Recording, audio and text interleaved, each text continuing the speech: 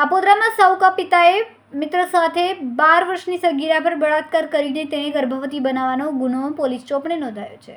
સગીરાને પેટમાં દુખાવો થતાં તેની માતા ડોક્ટર પાસે લઈ ગઈ તો સમગ્ર મામલો બહાર આવ્યો.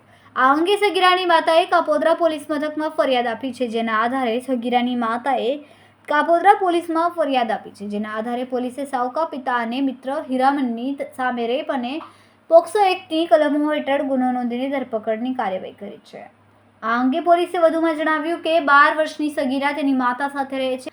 માતા એક યુવક સાથે લિવ ઇન રિલેશનશિપમાં રહેતી હતી. હાલમાં તેની સાથે 2 વર્ષથી કોઈ સંબંધ નથી અને માતા દીકરી સાથે બીજા ઠેકાણે રહેવા ચાલી ગઈ. જોકે સાવકો પિતા સગીરાને શનિ રવિ ફરવા લઈ જવાના બહાને મિત્રની રૂમ પર લાવીને દુષ્કર્મ કરતો હતો.